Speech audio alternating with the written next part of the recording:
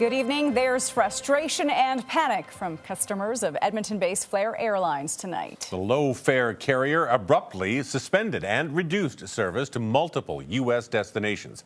Passengers are being offered refunds, but they're also left scrambling to try and make some new travel plans. With the latest details on this, Dan Grummett joining us live in studio. Dan? Yes, Dale, this seemingly came out of nowhere for Flair customers and comes as a huge blow to an airline trying to play a bigger role in Canadian travel plans. It bills itself as Canada's best-kept secret, but some Flair airline customers feel like they have been left in the dark. Customer service is I find it kind of a dying thing nowadays, and they kind of just proved me right. Shannon Baylor used Flair to book a round-trip flight from Edmonton to Phoenix Mesa, leaving mid-March. Today, she checked her flight status. First thing I pull up, canceled. Baylor says she hadn't heard anything from Flair and called for an explanation. Your flight there is canceled, but your flight home is fine. So I was like, okay, so what does that mean? They're like, well, we'll refund you for the flight there. And that was it. Baylor's far from the only person in need of new travel arrangements. Many Flair customers vented their frustrations at the airline online.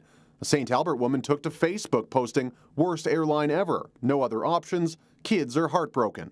In a statement to CTV News, the airline said, "Flair can confirm we are suspending seasonal service to some U.S. destinations beginning February 28th. Those destinations are Miami, St. Pete, Clearwater, and Palm Springs. Flair says flights from Edmonton and Winnipeg to Las Vegas and Phoenix Mesa will continue, but on a reduced schedule.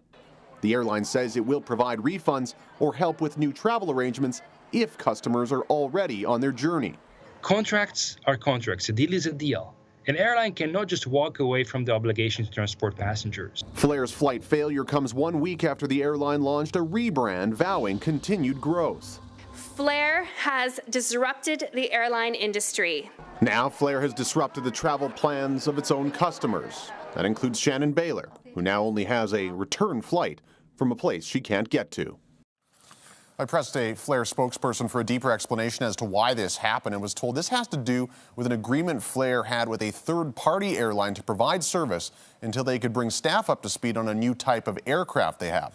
The airline says that agreement was, quote, challenged by low bookings. Daryl? Okay, so what should Flair customers do if they feel that the airline has left them without any options? Well, the passenger rights advocate I spoke with says the airline must honor the contract by getting a passenger to their destination some way, somehow. And that could include Flair paying for a ticket on another airline. Now, if Flair does not do that, they could open themselves up to lawsuits. Flair says it's in the process of contacting affected passengers, working to minimize the impact. All right, Dan Grummett live in studio tonight. Thanks, Dan. You're welcome.